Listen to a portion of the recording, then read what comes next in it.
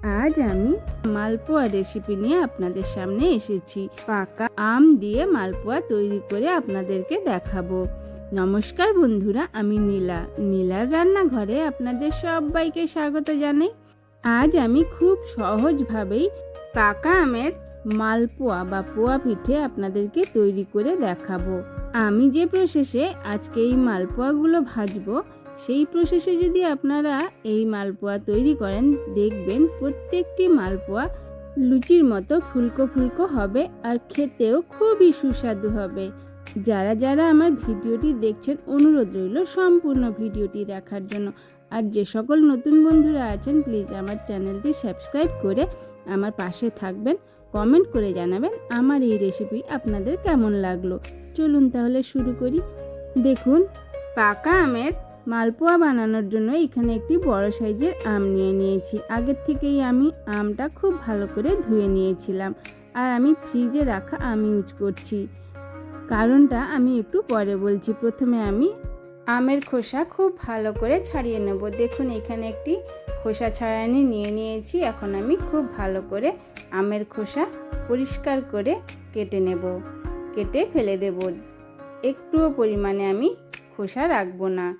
দেখুন, খুব ভালো করে আমি খোসা ছাড়িয়ে দিচ্ছি, আম থেকে খোসা বাদ দিয়ে দিচ্ছি, দেখতেই পাচ্ছেন।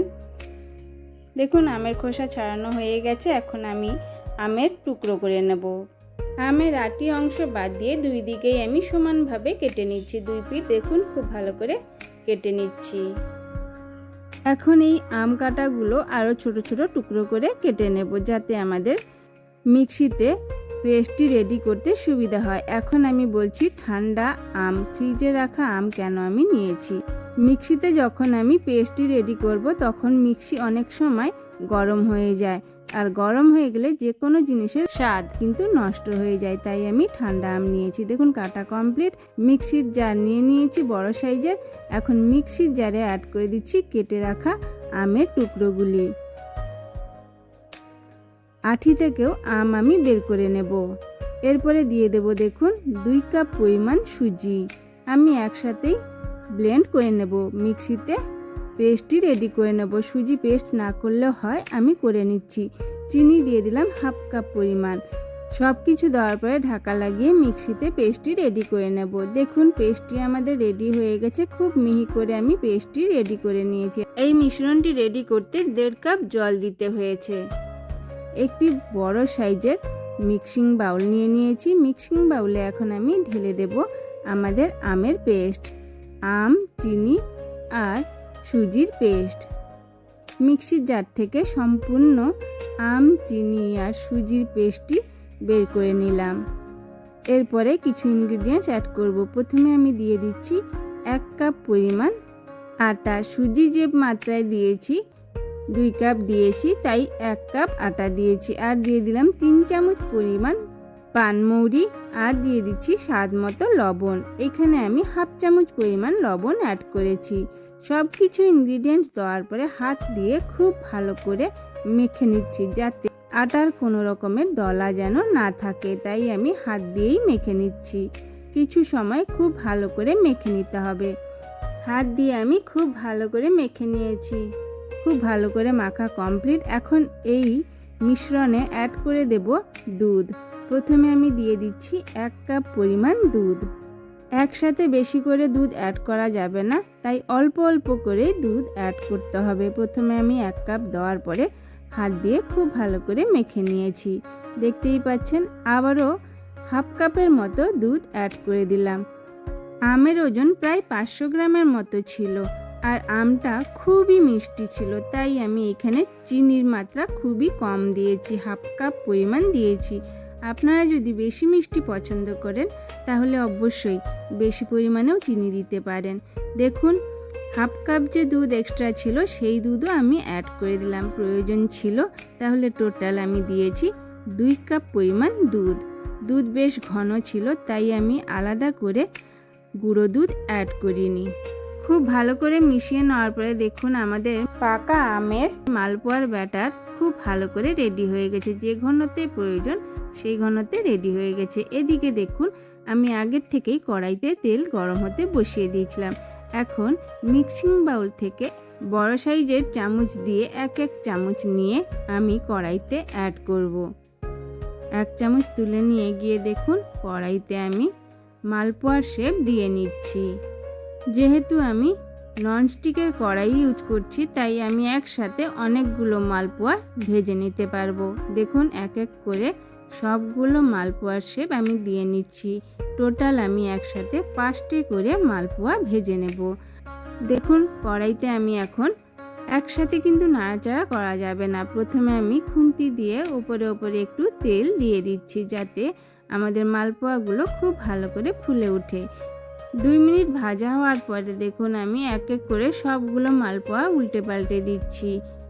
যারা যারা আমার ভিডিওটি দেখছেন তাদের অসংখ্য ধন্যবাদ। সম্পূর্ণ ভিডিওটি দেখে আমার পাশে থাকার অনুরোধ রইল। আর যে সকল নতুন বন্ধুরা আছেন প্লিজ আমার চ্যানেলটি সাবস্ক্রাইব করে আমার পাশে থাকবেন আর কমেন্ট করে জানাবেন আমার এই রেসিপিটি আপনাদের কেমন লাগলো। আপনাদের প্রত্যেকটি কমেন্ট আমার ভিডিও করা উৎসাহ 2 গুণ বাড়িয়ে দেয়। আর যদি খুবই ভালো লাগে তাহলে অবশ্যই লাইক ও শেয়ারও করবেন। দেখুন আমি বারবার করে মালপোয়াগুলো উল্টে পাল্টে ভেজে নিচ্ছি। সম্পূর্ণ রান্নাটাই আমি মিডিয়াম ফ্লেমে করে নিয়েছি। দেখুন বারবার উল্টে পাল্টে দিয়ে বেশ লাল লাল করে আমি ভেজে নিয়েছি। ভাজা কমপ্লিট হয়ে গেছে। এখন একটি ছান্তা দিয়ে আমি সবগুলো মালপোয়া তুলে নিচ্ছি। সেম প্রসেসে বাদবাকি মালপোয়াও আমি ভেজে নেব। প্রত্যেকবারেই আমি 5টে করে মালপোয়া একসাথে ভেজে নেব। দেখুন কড়াইতে আবারও অ্যাড করে দিলাম আমাদের মালপোয়ার মিশ্রণ। এক এক করে আমি প্রত্যেকবারেই 5টে করে মালপোয়া একসাথে ভেজে নেব সমান প্রসেসে।